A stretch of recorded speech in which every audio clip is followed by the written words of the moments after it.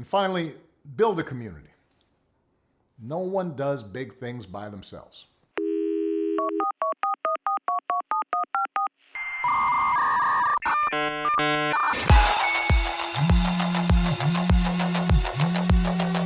Hi, I'm Alexa.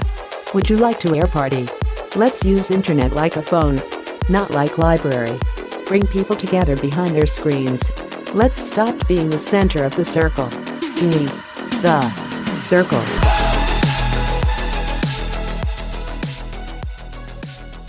Salut Maxime. Salut. Écoute, je suis ravi de te recevoir sur ce nouvel épisode d'Air Party. On va parler de podcast. Maxime, tu as créé, fondé Ocha et Mmh. avant ça, notre société Radio King. Et aujourd'hui, pourquoi tu es ici? Parce que on a envie aujourd'hui d'en savoir un peu plus sur le podcast et ce format et savoir comment, au fond, ce format est un super levier d'influence pour fédérer une première communauté autour de soi. Qu'on soit solo ou qu'on soit d'ailleurs pro ou marque, c'est un, un levier de content marketing qui est intéressant. Donc aujourd'hui, j'ai envie de creuser avec toi tout plein de sujets. Mais avant ça, est-ce que tu peux nous en dire plus un peu sur l'histoire de Ocha et la tienne du coup? Ouais, écoute, je peux commencer par me présenter. Donc je suis Maxime, j'ai 32 ans, je suis marié et je suis papa d'un petit garçon Yes. qui a 14 mois là. Waouh, Hem, bravo. ouais, alors, c'est plus la maman qui fait tout, mais ça va.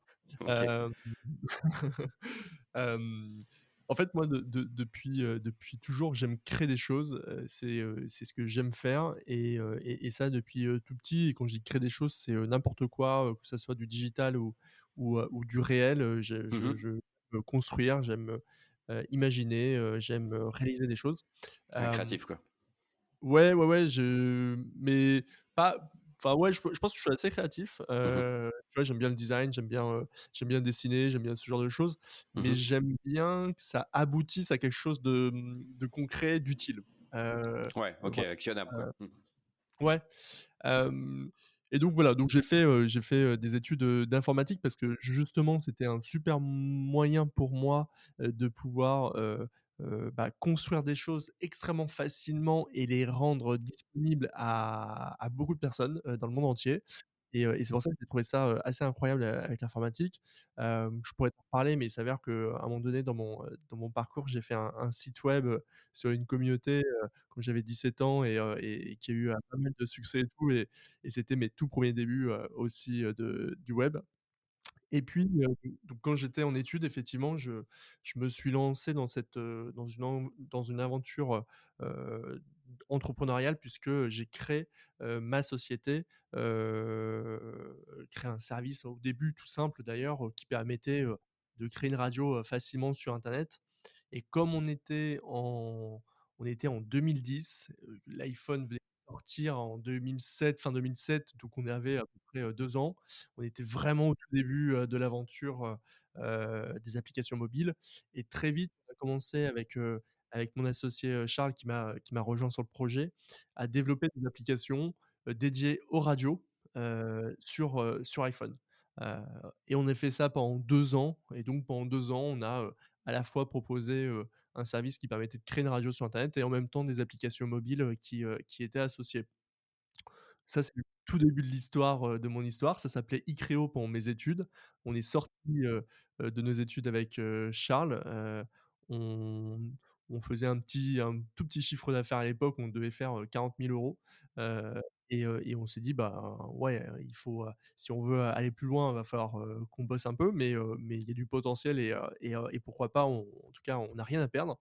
Donc on s'est pris 6 mois vraiment pour, tout retravailler avec cette idée qu'on a toujours aimée avec Charles, qui était, d'automatiser, à fond, tous nos process même tout le funnel client, vraiment d'automatiser au maximum.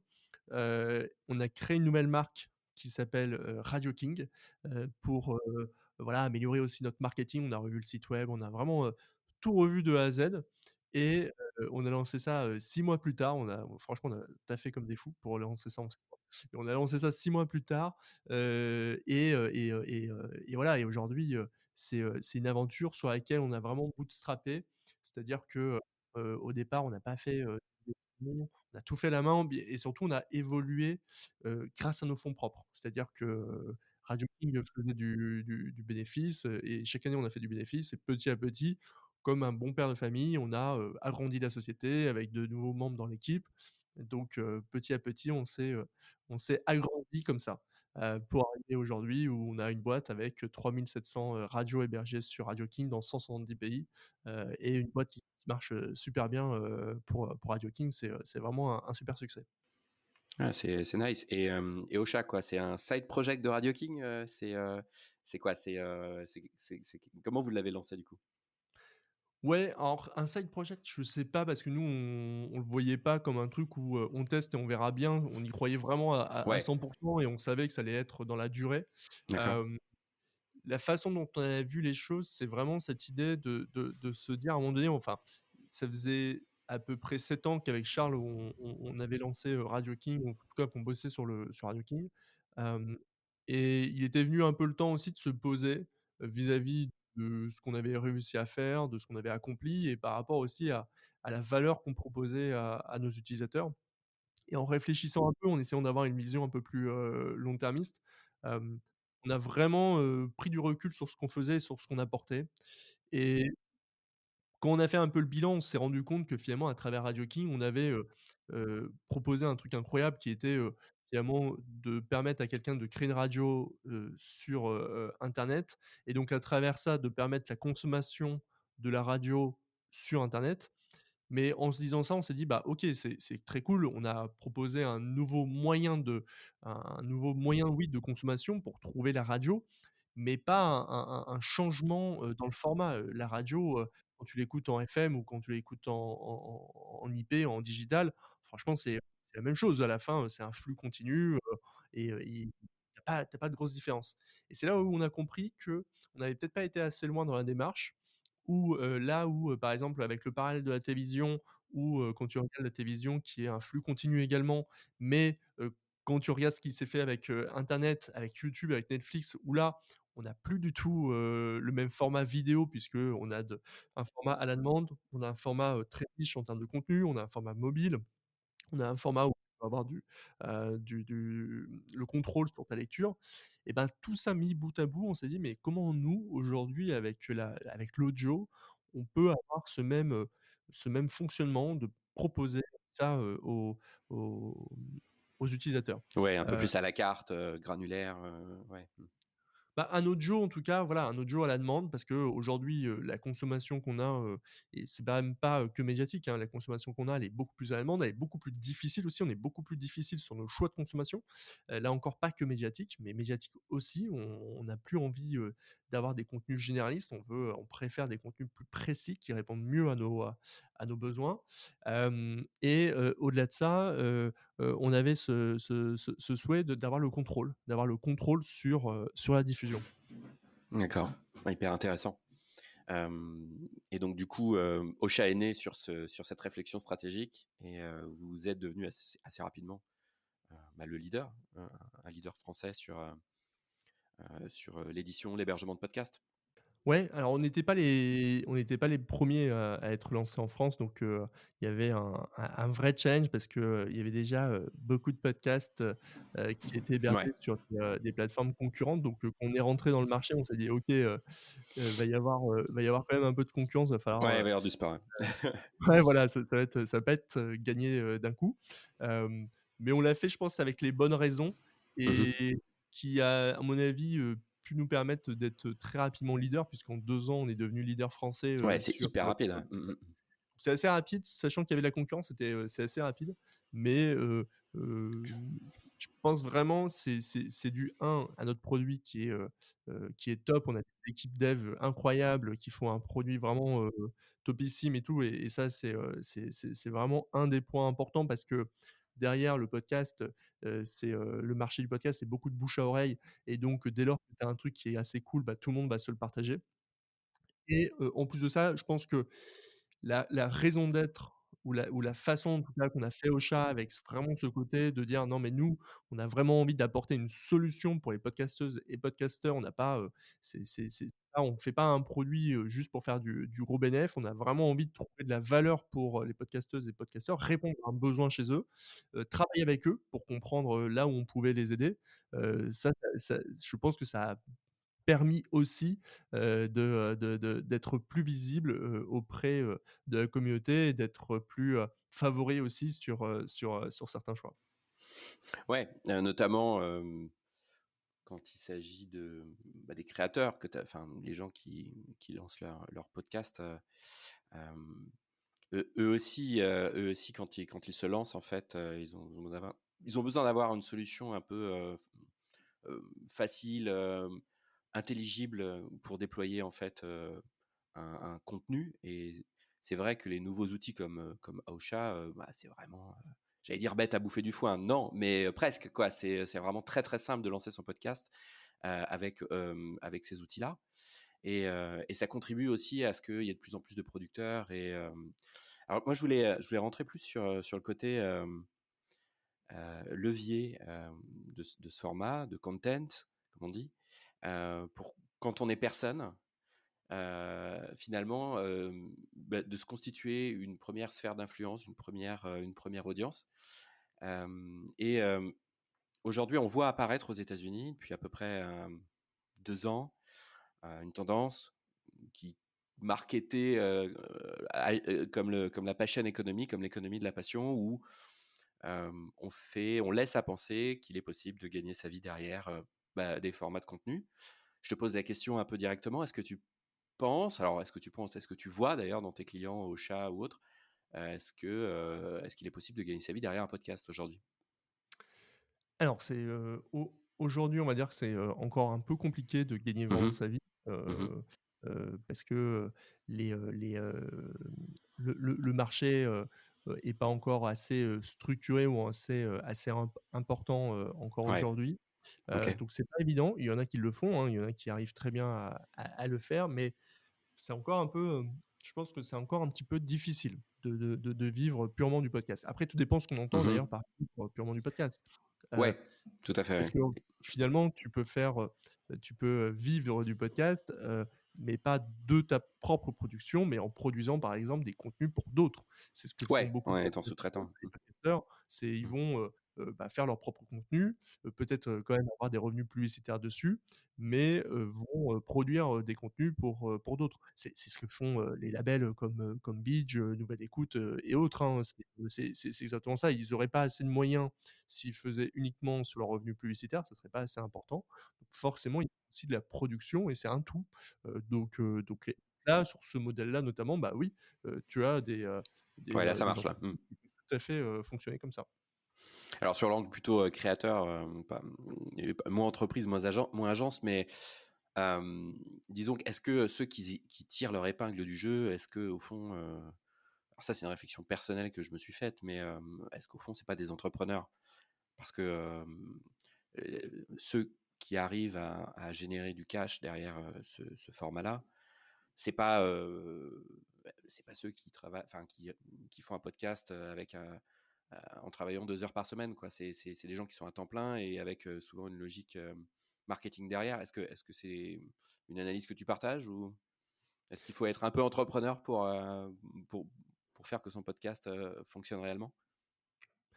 Ce qui est sûr, c'est qu'il faut être un peu multitouche. Ça, c'est clair et donc je pense que c'est l'un des avantages des entrepreneurs, c'est qu'on est souvent multitouche. Hem C'est clair aussi que ça demande du temps, ça demande de l'investissement.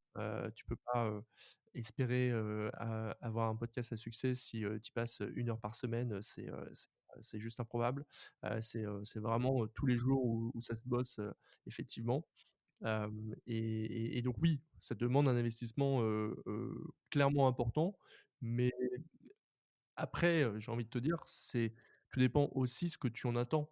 Tu attends pas forcément, un paiement, mensuel, tu en attends pas forcément de vivre. Pour certains de nos, éditeurs, qui ont de la publicité par exemple chez nous, on reverse on leur reverse des revenus publicitaires. Alors c'est pas des revenus qui aujourd'hui seraient, suffisants, pour l'un d'entre eux pour en vivre, mais c'est un complément qui peut être très sympa quand même dans ta vie, heu Ouais, et qui, hem parce que généralement tu fais quand même ça par passion, hein, ouais, pas que, mais tu fais aussi ça par passion. ouais, Heu, c'est le point de bah, départ tu généralement, ouais. Mmh. voilà, tu te dis: «Bah, OK, au moins, je le fais pas non plus à zéro, c'est pas, et non plus à perte» et Mmh. heu en plus de ça, bah, voilà, c'est un complément de revenu, grâce à cette activité à côté.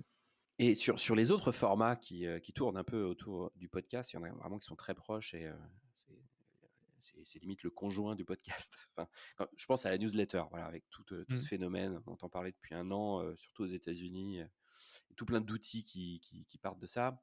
Euh, c'est- Comment ça s'articule? Et quand on est par exemple créateur et qu'on commence un podcast, moi j'ai souvent vu la newsletter comme étant un peu l'endroit où on met les show notes, quoi, où on met tout ce qui s'est dit dans le podcast. Est-ce que c'est comme ça que ça, ça, euh, ça s'articule, hein, avec le podcast, ou est-ce qu'au contraire, et là je prends l'exemple plutôt américain à travers un outil qui s'appelle Substack, que tu dois bien connaître, mais Mmh. qui fait un paradigme entier sur la newsletter et où le podcast est une émanation de la newsletter. Mmh.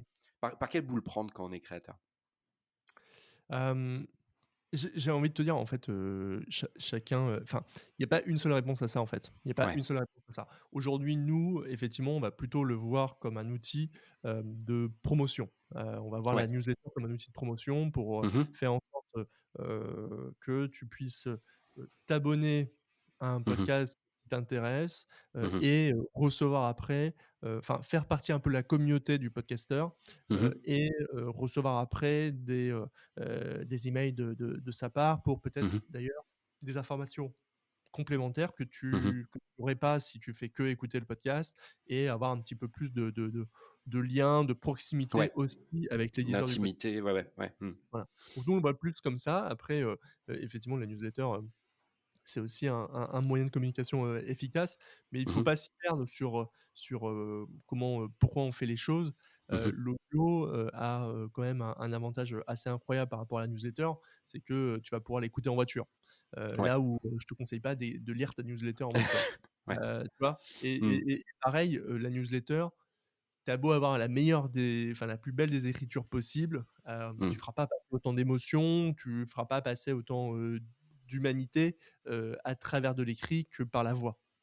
Ouais, ouais, ouais, absolument, ouais. Alors, il y a des usages un peu particuliers que j'ai vus, de newsletters qui sont lus par les auteurs et qui s'enregistrent, en fait, qui en font un podcast. Enfin, c'est un peu méta, mais je l'ai vu passer quelques fois. Ouais, mais alors, tu vois, Ouais. ça, je suis pas un grand fan parce que, Ouais, ouais, en ouais. Mm. podcast, ce qu'on aime et c'est un peu ce qu'on enfin, je sais totalement ce qu'on est en train de faire, Ouais, c'est de la discussion, c'est de l'échange, c'est ça. Mm. il y a pas de préparation, sur, enfin, moi, mes réponses, elles sont pas préparées et je réponds, à chaud à tes questions. C'est ça Ouais, qui rend le truc plus sympa parce que, ouais. si je te lis un texte, ouais, c'est on peut Mais il y a eu, il pas, y a eu, il y a eu une vague d'ailleurs. Ça permet de parler peut-être du sujet du live, mais pendant le confinement, donc au début, moi j'avais commencé à faire une curation de tous les lives et mmh webinaires qui se déroulaient, plutôt sur le sujet business et tech. Et j'ai vu apparaître un tas de solos, de personnes, de créateurs qui faisaient du live podcast, mais tout seul. C'est-à-dire qui parlaient tout mh. seul et qui. Donc il n'y avait pas d'interview comme on fait là, et qui, autour d'eux, commençaient à développer une première audience. Alors j'ai essayé de trouver le mot pour un peu définir ça. Bon, j'ai trouvé audio blogging, j'ai trouvé plein de choses comme ça. Et puis c'était notamment poussé par des applis qui te permettaient de prendre la parole un peu de manière seule. Donc en fait, ce que je voulais te poser comme question, c'est surtout le sujet du live, quoi, le live et le podcast. Mmh. Est-ce que finalement c'est un outil qui te permet de créer plus d'intimité avec le host? Comment ça s'articule pour toi, ça, live et podcast? Est-ce que d'ailleurs est-ce que le podcast ne serait pas au fond qu'un simple replay? Parce que quand on y pense, C'est ça, un podcast, on Bah, enregistre, voilà. Enfin, c'est un alors peu je peux caricatural, mais totalement pas dire je peux pas totalement pas, répondre par affirmatif à cette question ouais. parce qu'évidemment, c'est surtout pas du replay, Bah oui. Mmh. le podcast et c'est Mmh. pas, heu, la problématique du live, de Mmh mh. façon assez globale, Mmh. c'est que tu es toujours soumis à du temps. Heu, typiquement, tu t'inscris à un webinar, heu, il est généralement timé ce webinar parce que tu vas dire à des Mmh mh. personnes de te retrouver à un moment précis dans leur journée et Mmh. eux, ils ont, 1 heure de temps, devant eux, ils en ont pas 2. Donc forcément, tu vas le timer et donc ça veut Mmh mh. dire que le discours que tu vas donner, il est timé aussi. À un moment donné, Mmh mh. tu as, prévu, tu t'es Mmh. organisé Mmh. pour que ça tienne sur 1 heure et pas sur 2. C'est toute la différence avec le podcast. Bah C'est oui. que là, on peut faire 2 heures ensemble, ça changera rien et la Mmh. personne qui n'a pas 2 Mmh heures mh. devant elle, va, tout Ouais. simplement, Ouais, ouais. l'écouter au fil de l'eau, elle va écouter quelques bouts, elle reprendra peut-être un peu plus tard, et cetera. Donc elle va le faire Mmh mh. selon elle, sa propre consommation et c'est là toute la différence. C'est là toute la différence et en plus de D'accord. ça, la deuxième chose, c'était pas pareil quand tu es en live que quand tu es en podcast. Même l'enregistrement, il est pas pareil. Hem, il s'avère Ouais, que, ouais. bah, on a tous écouté même des podcasts en live. Franchement, c'est pas la même chose. Je dis pas que c'est moins bien, c'est juste que c'est pas la même chose et personnellement, moi, j'aimerais pas écouter, que des podcasts de live. C'est parfois, j'ai des podcasts que j'aime bien, ils font des lives, je trouve ça, assez cool, d'en avoir un de temps en temps, mais s'ils faisaient que ça, je ne les suivrais plus, ça serait plus possible. Parce que ce que j'aime Bah, justement, c'est c'est ce pas monté côté derrière. Ouais. Mmh, c'est souvent mal ouais, c'est monté mais derrière, mais encore même plus, sans parler de montage, tu sais, c'est le côté, mmh. où tu te sens un peu exclu parce que si jamais tu l'écoutes en replay, tu te sens forcément exclu parce que tu as Ah, bien compris ouais, que c'était ouais, un tout à moment fait, auquel toi tu as pas participé ouais. et où d'autres ont participé et dont tu fais pas partie. Tu vois, par exemple, un Mmh, mmh, live qui peut se passer sur scène, heu, mmh. bah, oui, mais toi tu étais pas dans la salle, donc tu as pas Ouais, c'est partagé après, ça quoi. et donc Ouais. donc tu regardes ça un peu de façon, très Un éloignée. peu tristoun, ouais, ouais, ouais, tout à fait. Mmh. Ouais, là où, bah, le podcast, quand, quelqu'un l'enregistre nativement, tu vois, là, on peut parler aux auditeurs, on peut voilà, même si on sait qu'ils nous écoutent, pas enfin, ils nous écoutent pas en live et donc ils vont nous écouter plus tard. Ouais. Néanmoins, ils savent, eux, qu'on a fait ça qu'à 2 et que tout le Mmh mh. monde, tous ceux qui vont découvrir ce podcast-là ne vont l'écouter que, chacun, séparément et donc on peut Ouais. on peut leur parler, on peut, leur faire passer des messages, sans, les séparer par rapport à du live où, bah, finalement on a une audience live et on a une audience replay. Ouais, ouais, ouais, ouais. Ouais, c'est hyper intéressant et alors du coup, une autre question un peu, sur 2 concepts, qui sont parfois contradictoires, parfois, cousins, podcast et vidéo. Comment tu vois les choses? Je te pose la question un peu franchement, est-ce que ça existe, des podcasts vidéo? Ou pour toi, le Non. podcast, est-ce que c'est juste l'audio? C'est l'audio? Non, OK. c'est enfin, après moi j'ai pas de souci à ce que, certains youtubeurs appellent ça des podcasts quand ils se filment Mmh. et Mmh. qu'ils enregistrent. C'est pas, j'ai pas de souci sur ça. Simplement, si on se parle de podcast, c'est Ouais, vrai que moi pour le c'est coup, je audio, quoi. parle uniquement de podcast audio Mmh. et surtout, hem, après c'est une problématique de terminologie, mais Mmh. donc c'est Mmh. pas la même chose. C'est simplement encore une fois, c'est forcément pas la même chose. Je pense que le podcast audio, en plus, il englobe beaucoup plus de choses que Mmh ce mh, qu'on mmh. a appelé une podcast vidéo, où Ouais, généralement, ce qu'on appelle podcast vidéo, c'est un mec devant sa caméra en train de parler. c'est ça. Ouais, Là ouais. où, bah, le podcast, audio, bah, ça peut être Mmh. plein de choses, ça peut être une bande, ça peut être, bah, nous 2 par exemple en ce moment, une interview, ça peut être, quelqu'un qui est seul aussi. Donc voilà, c'est pour ça que je fais vraiment le distinguo et hem et après je enfin voilà, moi j'ai un amour de l'audio donc Mmh. j'ai un parti pris énorme, c'est que je suis amoureux de l'audio. Je trouve que l'audio, permet, de nous séparer un peu de l'écran, permet, de, faire travailler un peu plus notre imaginaire, permet de réfléchir un Ouais. petit peu plus à ce qui est dit parce qu'on a vraiment besoin de se concentrer comme il y a pas d'image. Mmh Heu, mh. donc voilà, donc c'est ne serait-ce que par le médium, c'est totalement différent. Ouais, ça crée une intimité, particulière et est-ce que tu as vu, passer aux États-Unis, tu sais, l'avènement de toutes ces apps, qui permettent de faire de l'audio, mais social, Mmh mh. de type interaction? Je rejoins un salon audio où les gens parlent, pour pas la nommer, l'application Clubhouse. Qu'est-ce que tu en penses de tout ça? Tu penses que c'est fantaisie, c'est mode, ça va passer ou au contraire on vit, on vit un besoin dans l'audio d'aller au-delà de l'asynchrone et plus du temps réel. Qu'est-ce que tu en penses? Moi, je trouve ça de toute façon hyper intéressant toutes les nouveautés qui Mhm, sont liées à l'audio. Je pense que, il y a encore beaucoup de choses à découvrir dans cet ouais. univers de l'audio qu'on n'a pas encore découvert. Donc, non, Mhm, non, moi je regarde ça avec, beaucoup d'intérêt, mhm, je regarde un petit peu les modes de consommation qui peuvent, se faire. Effectivement, est-ce qu'après, c'est une mode ou pas? mhm, En vérité, pour l'instant, j'ai pas encore d'avis là-dessus, mhm, mais mhm. je regarde tout ça avec beaucoup d'intérêt. Ouais, les lignes, elles bougent quand même bien, bien vite. En faisant quelques podcasts comme ça, j'ai vu, j'ai vu des formats d'émissions avec, non pas en one-to-one, avec un host et un invité, mais j'ai écouté pas mal d'émissions avec des co-hosts. Et Mmh.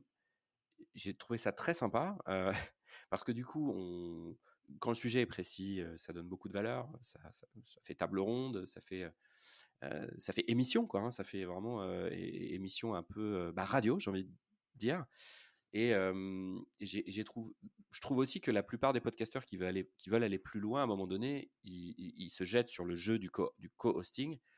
Euh, et donc, du coup, la question que j'avais envie de te poser, c'est est-ce que le paradigme ultime du podcast, c'est la radio? Et je te pose ça sciemment parce que je sais que tu as bah, un logiciel sur les deux sujets. Hem, Bah, très clairement, pour moi, il y a c'est la radio et le podcast sont 2 univers très différents Ouais. et effectivement, je peux t'en parler parce que, on Mm, le remarque même à travers, nos utilisateurs. Nos mm, utilisateurs radio ne sont pas du tout les mêmes que nos utilisateurs podcast. Ce qu'on mm. Ouais. pouvait penser d'ailleurs nous au début qu'on a imaginé Ocha, Mhm, et qu'on connaissait pas du tout cet univers, mm. on s'est dit: «Oh bah ouais, c'est les mecs de radio qui vont faire des podcasts». Mais en fait, on connaissait pas du tout l'univers et on a très vite compris que pas du tout. Ouais. Hem, si tu veux, Le profil du celui qui fait de la radio, c'est quoi? C'est qui, je veux alors dire? en général, le profil de la personne en radio, tu as des personnes qui sont, plutôt de façon très générale passionnées par la musique. Alors je le dis assez globalement, ce qui est pas vrai pour tous, hein, attention, hein, Mm, mais, mm. ce qui donne vraiment l'image, globale, c'est vrai que on est généralement plutôt sur des passionnés de musique, Ouais. passionnés, par, l'animation, de trouver, la bonne, hem la bonne façon de proposer du contenu musical, Mhm, agréable, aux auditeurs. Là où, mm. en podcast, on se parle pas du tout de musique, on se parle de contenu Ouais, tout à et fait. Ouais. Mm. il est vrai que ce qu'on remarque, alors c'est pas tant vrai avec les radios, nationales, encore que pour certaines, mais il est vrai qu'on remarque que les radios, Mhm, ont beaucoup plus de mal à aller sur le podcast que n'importe quel autre média. mm. La presse, par exemple, a une facilité incroyable d'aller sur le podcast parce qu'ils ont l'habitude de raconter des histoires et donc Oui. les raconter, en audio, pour eux, c'est pas si éloigné. Le format change un peu, mais c'est pas si éloigné. Mm. Heu, la télé, bon, ça marche encore parce que finalement, ils font, des trucs avec le son et tout, donc ça marche encore. Ils racontent aussi des histoires à travers la vidéo, donc ça marche encore. Mais la Mm. radio, c'est beaucoup plus compliqué et Mm. et parce que certaines radios, n'ont pas forcément eu n'ont pas forcément d'ailleurs des antennes où, tu as une grosse partie contenu dessus. Tu as des Ouais. radios où, notamment les radios, c'est vrai que c'est aussi le radio local, mais parce que ça coûte cher aussi de faire du contenu. Mm. Mais quand tu écoutes une radio, bah, tu vas avoir beaucoup, de contenus musicaux, ce qui fait aussi son Ouais. intérêt, hein, bien sûr, des points d'information, mais tu as pas forcément des émissions, thématiques sur le cinéma, par exemple, ou sur, le sport où on va rentrer pendant 1 heure sur parler de sport, tu vois? Tu as pas Ouais, forcément ce que tu dis, c'est que le paradigme de la radio, c'est la musique, quoi. Enfin, gros- Heu, grosso modo, quoi. alors je veux pas être aussi, Mm. C'est aussi, pas que ça, mais. Mm. restrictif sur ça, mais c'est vrai qu'en tout cas, nous, ce Mm. Mm. qu'on peut remarquer, c'est qu'une grande partie, de la radio, aujourd'hui, c'est ça. Heu D'accord. et c'est vrai, mais même toi en tant que consommateur, moi, personnellement, quand Oui, j'écoute c'est la sûr. Ouais. radio, Mm. j'aime bien écouter la radio parce que, bah, je sais que je vais être bercé par de la musique qui a été, Oui, oui. soigneusement, choisie et je vais avoir un peu de découverte d'ailleurs musicale et donc Mm. ça, je trouve ça sympa. Généralement, il y a un animateur en plus qui t'accompagne un peu, donc il y a ce côté aussi humain. Donc ça me si tu veux, ça me va très bien. Heu mais je évidemment, hein, on va se le dire, hein, il y a aussi des radios, heu, qui font du contenu. Mais c'est vrai que si tu regardes ça, c'est plutôt les radios nationales, les grosses radios nationales, Oui. RTL, Radio Classique, Mmh, mmh, heu, mmh. France Inter et cetera, qui vont produire énormément de contenu et qui peuvent se permettre de produire énormément de contenu sur leur antenne. Ouais, ouais. Il y a tout un sujet aussi sur la presse en général, alors presse radio, heu, ou presse en général, qui essaye, avec ce format audio ou avec ces formats de contenu de renouveler un peu leur business model, hem, peut-être en sortant un peu, du modèle, publicité, sponsorship et en allant sur des modèles plus membership. Donc je te pose un peu la dernière question de cette partie où on s'intéressait plutôt du côté, content et des créateurs. Qu'est-ce que tu penses de ces modèles économiques, et notamment, qu'est-ce que tu penses du modèle du membership qui est un peu en train de naître, ou de se développer, alors, petitement en Europe, mais à fond sur beaucoup d'autres pays, qui consiste à proposer un abonnement payant tous les mois pour écouter et pour accéder à ce contenu-là. Est-ce que ça, c'est quelque chose que Ocha, vous regardez de près? Alors nous, de notre côté, de toute façon, on a à cœur de, laisser, les éditeurs de podcasts, définir leur propre stratégie, de les accompagner dans n'importe quel choix qu'ils vont décider de faire, à travers le podcast. Il s'avère qu'effectivement, on a des utilisateurs qui, aimeraient demain, pouvoir, mettre en place un système d'adhésion, heu et c'est pour ça que oui, bien sûr, on regarde ça. Maintenant, si tu me demandes, mon avis là-dessus, c'est vrai que c'est un domaine qui est encore extrêmement compliqué. Je ne vais pas dire qu'il est impossible parce que, je suis un entrepreneur et donc pour moi, rien n'est impossible et on peut trouver des modèles. Mais c'est vrai qu'il est très compliqué. Il est très compliqué dès lors que, le podcast aujourd'hui, tu as un catalogue qui est déjà très riche, sur les plateformes et accessible depuis toujours, gratuit. Donc Mmh. c'est Oui, c'est c'est sûr. Ouais, il y a un usage, ouais, qui est, Ouais, voilà et donc c'est difficile d'amener, un utilisateur qui, là où tu as déjà une problématique de découvrabilité, demain mmh. tu vas ajouter à la problématique de la découvrabilité, la problématique de la conversion. C'est comment faire en sorte que, Mmh. ben, Mmh. l'adhésion, sur ça. Donc Mmh. c'est très difficile. Il y en a qui, il y a certains, qui, testent le modèle.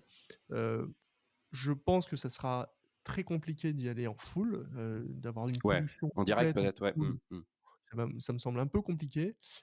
Par contre, se dire qu'on a du contenu à valeur ajoutée proposé, uniquement sur abonnement, donc aux auditeurs un peu plus VIP, ça ouais, je trouve que ça peut avoir du poids, mais encore faut-il avoir de la valeur ajoutée, à apporter. Parce que si tu as rien à apporter, ça rien et finalement, si tu veux, moi je crois plus je préfère moi personnellement le modèle, du soutien. Je trouve que le Ouais, mode donation, soutien OK. est Mmh.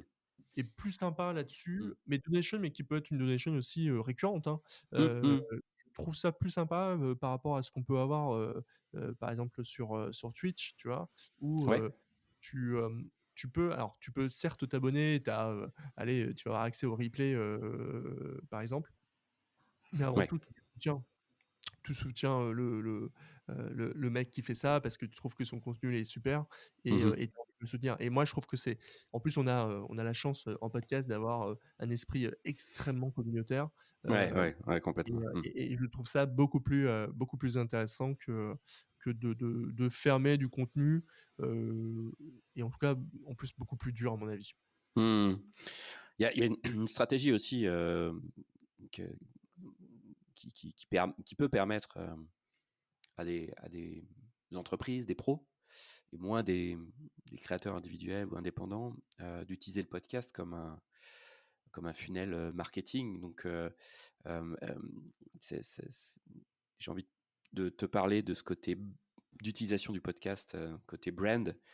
Hem, est-ce que toi, tu vois, des marques se saisir de ce médium, justement pour, créer du content alors c'est une question bête évidemment, j'imagine que tu en vois, mais la question elle est un peu plus précise, c'est, c'est quoi les meilleurs exemples que tu peux voir sur le sujet de, mmh, de marques, d'entreprises qui ont compris ce qu'était le podcast et qui vont pas tout de suite mettre un un membership ou un abonnement devant, mais qui vont s'en servir plus euh, euh, comme, comme un outil de content marketing. Alors, effectivement, nous, on travaille beaucoup avec des entreprises et des marques, Ouais. sur l'hébergement et la diffusion de leurs podcasts. On en a beaucoup. On en a beaucoup, Mm. je peux t'en donner quelques-uns, mais on travaille avec, Decathlon, BNP Paribas, Ouais. avec AXA, avec EDF, SNCF, enfin voilà, Qui prennent ce média au sérieux, quoi. Mm. qui prennent ce média vraiment au sérieux, voilà, qui ont investi aussi dessus. C'est pas évident, vraiment, Mm. je pense que c'est pas évident Mhm. pour une marque heu, d'aller sur l'univers du podcast, Mhm. que, on peut pas y aller de la même manière ou, on peut pas faire du contenu de la même façon sur du podcast que là où on peut faire de la vidéo ou de l'écrit. Hem, Ouais. Si on est sur, et tu l'as bien dit, hein, mais si on est sur un contenu qui est trop, marketé, trop Mhm. brand, Mhm. franchement, de toute façon, ça servira à rien parce que le podcast, Ouais. il n'aura pas d'intérêt. Le podcast, c'est là aussi où il faut bien se rappeler, c'est que c'est quand même on est sur de l'abonnement. Donc, on est sur de la Mm. fidélisation. Il faut donner envie, certes, à ce qu'il y ait une première écoute, mais Mm. au-delà de ça, le plus important, c'est de faire en sorte qu'il y ait de la réécoute sur les prochains Oui. épisodes. Et Mm. donc il faut créer, de l'intérêt pour, l'auditeur. Mhm. Mhm. Quand on est une marque, on pense pas forcément à ça parce que, on veut, être visible, on veut brander, enfin, donc voilà, donc on n'a pas forcément en premier Mm. lieu cette vision-là ou cette habitude-là. Hem et en plus de ça, l'autre point important, c'est que, il faut aussi arriver à avoir une communication beaucoup plus sincère avec le podcast. À nouveau, hein, si on a une Mm. communication qui est trop, heu, Trop trop corpo, quoi. brandée, Mm. trop propre, Mm. enfin trop marque quoi, on voit tous ce que ça veut dire, Ouais. mais et pas assez sincère, pas assez humaine, franchement en podcast, ça passera pas très longtemps. Heu Mhm. Là-dessus, oui, j'ai des bons exemples. Je trouve que notamment, ce que, Decathlon a fait avec, conseils de sportifs ou histoire de sportifs où, Mhm.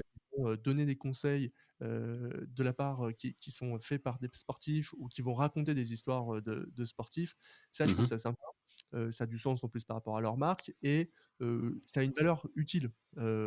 Toi demain, tu te mets au sport sur tel ou tel sport, Mhm. avoir des conseils d'un sportif, ultra aguerri, dans ce domaine, c'est, Mm. ultra intéressant et donc ça, ouais, je trouve que c'est une super idée, de leur part C'est d'avoir fait ça. sincère, c'est quali, et puis ça développe leur sphère d'influence, puis ça permet de leur Exactement. développer leur communauté autrement que par ouais, les canaux classiques d'acquisition. Ouais. Exactement, bah, Mm. tout en sachant que de toute façon, sur ce genre de sujet, tu es généralement Mm. tout le temps quasiment sur du branding. C'est-à-dire que, tu Mm. veux, refléter quelque chose au travers de ta marque. Mm. Heu et donc tu veux pas faire du ROI et cetera, c'est pas ça, c'est juste, Mm. tu veux que le message soit passé sur quelles sont tes valeurs et comment tu veux en parler et Mm. là, avec ce podcast-là, je trouve que Decathlon a bien réussi son coup Mhm. et ont réussi à faire un joli podcast, effectivement. Ah, top, ben, je vais l'écouter, je ne connaissais pas. Alors, et puis dernier sujet là concernant tout ce qui est un peu corpo, brand, tout ça, c'est un peu l'usage du podcast pour en interne pour gérer ses équipes à distance. J'ai vu quelques exemples intéressants. Est-ce que toi, t'as peut-être vu ça aussi, le fait de voilà, on est une belle boîte, on est en remote, c'est le Covid, on a besoin de fédérer un peu les gens à distance. Est-ce que le podcast, c'est aussi un médium interne qui peut permettre un peu de fédérer online, on air, Ah bah, les équipes? totalement, totalement, Top. d'autant que, l'un des avantages de l'audio, c'est que c'est beaucoup plus facile à produire que de la vidéo. Mhm. Hem, bah, je peux te donner un super exemple, hein, Ouais. c'est nous. Nous, on fait ça. Ah, Moi, tous en les, interne. Ah ouais, en cool. interne, voilà, tous les lundis matins, Mhm. j'enregistre, un mini podcast de 5 minutes pour donner un peu D'accord. les tendances là sur la semaine, les nouveautés, les choses qui arrivent et cetera.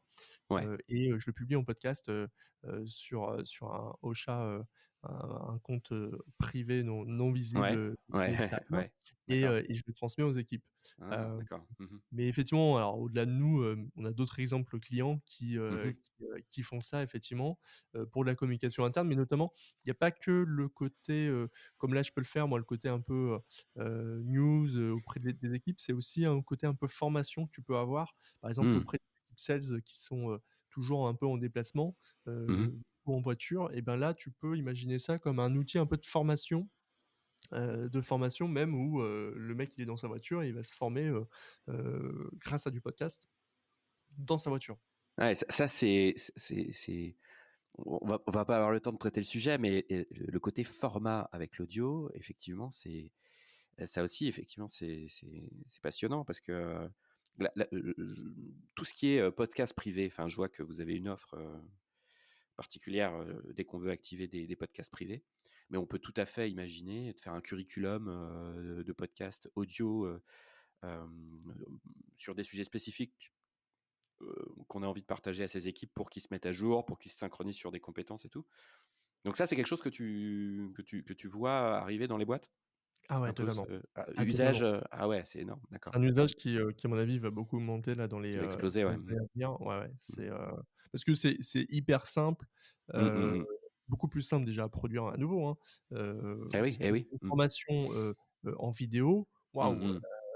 il faut que tu penses au contenu, il faut que tu penses, à la vidéo, il faut que tu penses, à l'audio. C'est très long. Là où alors c'est pas forcément adapté à tout, hein, mais former, des sales, peut-être même, en les tenant à jour sur les nouvelles offres, Mmh. sur, des points particuliers et cetera. Enfin, tu vois le truc que, tu vas peut-être, passer du temps, auprès de chacun pour leur rappeler ça, bah, là tu le fais en audio, c'est hyper rapide, tu peux les informer là-dessus, tu peux leur donner des bonnes pratiques, c'est beaucoup plus simple. Ouais, et puis il y a le côté humain et incarné qui appuie hem, le côté recommandation. Hem, je j'avais fait un autre podcast avant celui-là, qui partageait des recommandations d'outils. Et le simple fait que ce soit audio et que la personne appuie un peu son propos en mode recommandation et qu'on puisse l'écouter, ça avait une valeur très forte. Donc j'imagine que euh, une entreprise qui fait témoigner, je sais pas, des sales de sa business unit euh, sur des meilleures pratiques qu'ils mettent en place. Euh, c'est sûr que c'est beaucoup plus impactant qu'un énième blog ou réseau social interne. Ça arrive directement dans les oreilles et en plus, on peut faire témoigner des ressources en interne sur le sujet, tout ça avec des logiciels pas très compliqués d'édition de montage, comme tu dis. Effectivement, c'est beaucoup plus facile que de la vidéo, quoi. Exactement et beaucoup plus à la portée de tous parce qu'on a tous un moyen, d'enregistrer, de l'audio même à travers nos smartphones, même si, la Ouais, qualité ouais, c'est sûr. Ouais. est pas non plus folle, mais c'est OK. Mm, mm, Là mm. où, en vidéo, on peut très vite faire un truc cheap, et pas très intéressant. Ouais. Eh ben, écoute, Maxime, merci infiniment. C'était hyper intéressant tout ça. C'est des sujets qui évoluent, hein, donc c'est bien d'avoir le point de vue des leaders sur le sujet.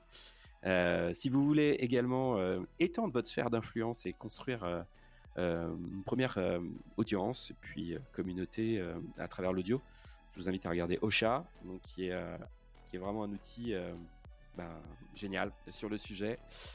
C'est sur ocha.co, c'est ça? Exactement, Ocha.co. Ocha.co. Et puis si vous êtes fan de radio et que vous voulez streamer, pas forcément que de la musique, vous pouvez aussi aller regarder ton logiciel. Donc c'est Radio King. C'est Radio King. Ah oui, tout à fait, ouais. radioking.com. Je vous dis à très bientôt. Salut Maxime. Merci Alexandre, à très bientôt, salut.